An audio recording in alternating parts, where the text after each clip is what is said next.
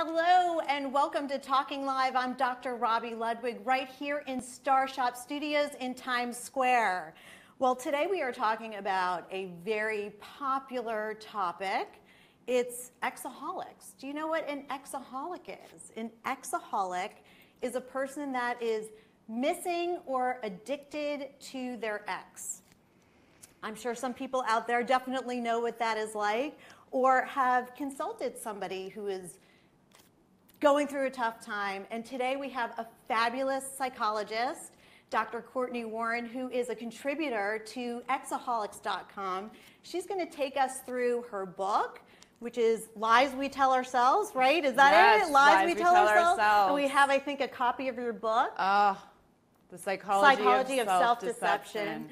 And she's going to help us understand what exaholics.com is all about. And we're going to have links that people can join and look through. But first of all, we're going to talk about the lies that we tell ourselves, because I thought it was so brilliant when you were talking about your TED Talk, Lies We Tell Ourselves. Yes. And then I'm going to ask you a question, because at the end you kind of dropped a question, or you made a statement to the audience that I was really curious about. Do you think that there's a connection between the lies we tell ourselves and problematic relationships? Definitely. Yeah. There's always a connection, because we lie to ourselves as humans all the time. I mean, I hate to say that because we so don't want to admit that that's true. Right. But the fact is, it is so hard for us to be honest with ourselves, because it requires you to acknowledge things about yourself that you don't like, that you don't want to be true. Unless you've had a lot of therapy. Yes. Because therapy allows you to understand things about yourself that you end up owning. And I think really that's what is really great about getting older, because you embrace all the various aspects of yourself and you own who you are in a more confident way. But it is very difficult to accept our darker side, if you will. And we don't want to hurt people's feelings. What's your sense, or when you were writing the book, what's the most common lie that people tell themselves? There are so many lies we tell ourselves. And let me just preface this by saying that as a therapist, as a psychologist, and I know this is your world too, what I realized was that independent of what a person was coming to treatment for, the hardest thing for me to do was to get people to move forward when they couldn't admit the truth. So that whether it was an addiction or a love interest or eating issues or relationship issues, if they were stuck in their own reality that was false, we were stuck. So do you think that there's a difference between denial and lying? Because denial means that it might not be conscious. Correct. So for those of you out there who may not be in the psychological world, there are defenses that we have in order to make it easier to get through the day. Like, we don't want to be thinking about death every single moment, right? Correct. So we kind of block that from our experience. And so that's what denial is. It's not really being able to address something because it's too painful, or it might get us to feel depressed or not be able to function. So did you find that there was a difference between lying and denial? Yes. Okay. There is a difference between lying, overt, bold-faced lying, and self-deception. And the main difference is that when you're lying, you're intending to mislead someone. Okay. Right? You're intentionally presenting a version of the truth that is not accurate. And you're doing so usually because of a motivation, right? Okay. Either financial or psychological or whatever the case may be. So you would have a patient that would lie to you? Lie to their therapist? Oh, yes. And especially to their therapist. I always say I'm the last to know. But it's really interesting, because I had a situation with a patient where she was just chasing this guy. And it was painful for me to hear, because I was never an unrequited kind of girl. It's like, if you were not into me, that was a turn off, and I just was not into you back. But she was chasing this guy, and she would find herself where he was, and I was pointing this out to her, and she could not admit it. And then finally we realized that the fact that he was putting up these walls made it safer for her. But it was a process. It was a combination of not wanting to face something painful And we all have intimacy issues, which is, I think, why Exaholics is such a great resource for people, because really there's nothing more painful than feeling unloved or feeling rejected or feeling like the person you want doesn't love you back. And that's when people really get in touch with their aloneness. Don't you think? Absolutely. Absolutely. Exaholics is an amazing resource for anyone struggling with a breakup, with a love interest that is not working out, who doesn't want to be with you perhaps, or you just realize that this relationship isn't going to work, but it's crushing. Yeah. You know, for so many of us, when we're in a situation that is ending, a romantic situation, it's absolutely traumatizing. And we know from neuropsychological research that it activates the same neuropathways, the same brain sort of neurotransmitter pathways as you would see in any other addiction, like a substance dependence or in eating, pathological gambling, the behaviors. So you can either have that neuropathway triggered by an external stimulus like cocaine or a drug of abuse, or it can happen because of a behavior that you are continually engaging in. We can get addicted to people. We can get addicted to people. Do you think that there are certain people that are more vulnerable to this kind of addiction than others? That's such a great question. And I mean, I have my addictions, but not in terms of unrequited love. Yeah. I think that the research is just emerging on that topic, whether some people are more vulnerable or not. But what I would say is that probably the more centered and secure you are as an individual, the easier it's going to be for you to be honest with yourself. So going back to the self-deception, the reason self-deception is different than lying is that you don't know you're doing it. You're not aware of it. And in that sense, you may be spreading lies to other people, but it isn't intended. It's because you can't quite admit that this person doesn't want to be with you or is in love with someone else more than they're in love with you, so they are leaving this relationship. Whatever that looks like. It's a little bit like creative writing, right? So when a person's being rejected, they look for any sign to believe what they want to believe or need to believe. And I'm sure you see this in your private practice as well. I mean, it really is one of the easiest things to treat, in the sense that I have found when people are ready and get the right help, they can find a healthy relationship.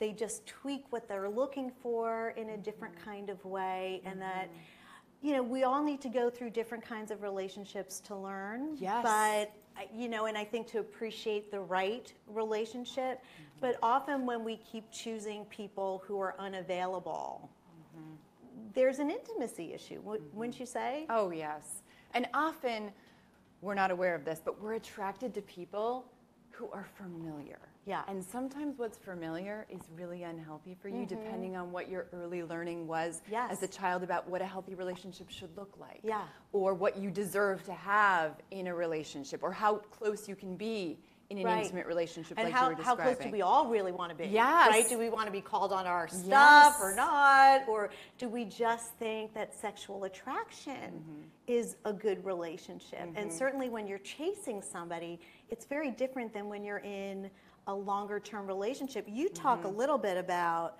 you talk about whether to friend or defriend an ex, which is a big question. I usually recommend the defriending or not looking, but it's very hard not to look. It is so hard, especially sort of looking at this from an exaholics community, which is people who are really struggling with a breakup. Yeah. They're compulsively trying to seek that stimulation because it does activate the same brain areas that give you that craving, that rush, that if I just have that person in my life, then I'll feel better. Right. It's almost like a drug, right? It's for at least a short amount of time. It's the same as a drug. It is. Right? The same chemicals are being released. And you bring up a really good point. When you're in that state of the breakup, you're out of control. Right? Because addiction is not like, oh, I'm in control. Right. You're not in control, and you're not able to take care of yourself emotionally in the right kind of way. So I believe, if I remember correctly, you recommended if you can handle being a friend, stay connected, but in most cases it's really correct. very difficult. I think when you can be a friend, it's probably after a period of time. Right. Where you've taken a break, you've established yourself as an individual in your new life without your ex. And so then when you're exposed to them, you don't have the same pangs and cravings and motivation to seek them out. And if you do, even 20 years later, it's probably still a good idea not to friend that person. I agree because, and part of that is the fantasy. It's such right? a fantasy. I mean, we certainly fall in love, and over time is really when you get to know a person. But a lot of times, the romantic phase is falling in love with an idealized image that may or may not be there. And so you talk about this kind of falling in love with who you want them to be, and then when the breakup happens, only focusing on the positive aspects of the relationship instead of the more realistic aspects of the relationship. How does Exaholics help people navigate through that process? Help them get in touch with who the person really is and how the relationship may not have been all that. At Exaholics, we really conceptualize it as two phases. There's the initial breakup phase, which most of us think of as that first immediate time of breakup where you feel completely blindsided sometimes. You're really in trauma mode, almost panic mode of craving that person and thinking about them constantly and wanting to get back together or wondering who they're dating now, right? It's this kind of preoccupying, oh my gosh, I'm in this middle phase. And in that phase, what Exaholics tries to do is be a support, to offer individual chats and conversation with people who are going through similar situations. We really encourage abstinence in the very traditional sense of So there's a 12-step program that's is. recommended. Yes. So like the first step is abstinence, and does it go through all of the same steps as really does. Alcoholics Anonymous? Yes. Okay. But in a relationship context. Okay. And there really is a lot of evidence that it behooves you to take a step back from your ex and try to distance yourself as much as possible. And they count days on Exaholics. So just like you would in AA, Alcoholics Anonymous, or Narcotics Anonymous, Is there a magic number for the day that kind of you can say, okay, I'm surviving, or I can contact this person, or not contact this person? Yeah, there isn't a magic number for that. It's really that. Then it comes into sort of phase 2, which we conceptualize as, okay, you've gotten through this traumatic, terrible, you're barely getting through sometimes those days, and now you're moving into the, so now what? Now what am I going to do? This relationship is over. It's been really painful for me. It's not the experience that I wanted. How am I going to move forward and change in my life? And how am I going to create the life that I really want for myself, which includes a future relationship that would be healthier for me? Right. And how can I understand myself in a more integrated, fundamental way to be sure that I don't repeat the same patterns? So why did I choose this particular person? And how did, why was I attracted to a person who wanted to break up with me after 4 dates, or whatever the case may be, or a longer period of time? And now there's ghosting, which didn't really exist. In my day and age, there was getting stood up. Yes. I mean, get stood up, or you can stand somebody up. But the ghosting, I find, is really hard for people to take. So when people just disappear, Yeah. you go on your dates, or you think things are going well, and all of a sudden, there are no more phone calls, there's no more Just like out of the contact, blue. just gone. Right. Ghost. They're a ghost. One of the hardest parts about ghosting, from my impression, is that there isn't any closure. Exactly. Right? And Yes. we so desperately want closure when we go through a breakup. We want to understand, why didn't you want me? Why isn't this working? What could I have done differently? How maybe we can get back together, right? It's the whole kind of fantasy of, let me understand what didn't work and let me feel better moving forward. The hard part about that is that most people don't ever get closure. Right? In reality. Yeah.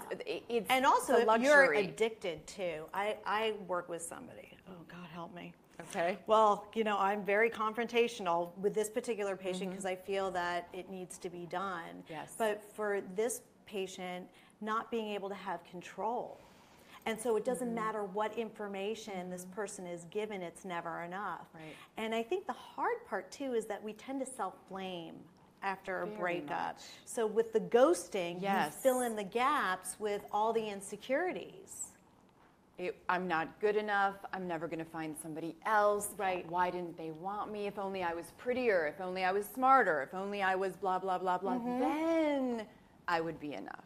And so with the Exaholics.com community, there's like a chat room where Yes. people can talk to one another Yes. and share stories. And there's something very healing about that. It's normalizing. It's supportive. It puts struggles with breakups in a context of your biology, which makes you feel less pathologized in many Yes, ways. You right. don't feel like something's so wrong with me. It's like, no, we understand why you're having this reaction, Yeah. actually. I could even tell you what's going on in your brain right And so now. some of the things that people mention on the site is birthday anxiety, when your birthday comes up and an ex is not around, ex and sex. I guess people also struggle with Yes. idolizing your ex, so mad at myself, still sleeping with my ex, the holiday blues. So these are the things, I guess, that get discussed during the chat room, right? Where Absolutely. people share.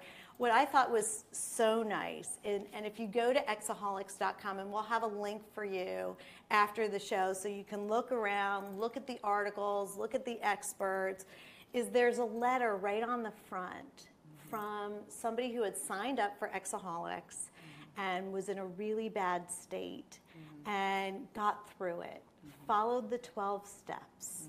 And they lost their job. I don't know if you read the letter too, lost the job, they lost their boyfriend, and now this person got a job and got a better job and was really feeling whole again, which is the perfect time to look for a new relationship. I wonder if there are new relationships found on the Exaholics site. Like, do we have love connections that happen? I don't personally know of any love connections We'll there, have but to find out. Yeah, If you're we'll at ask. Exaholics and met somebody Met a love and it connection. just worked out, we'd love to hear from you. I think that would be really great to hear. Okay, so some of the top questions that people have asked and people ask on Exaholics, how do you accept that a relationship is over?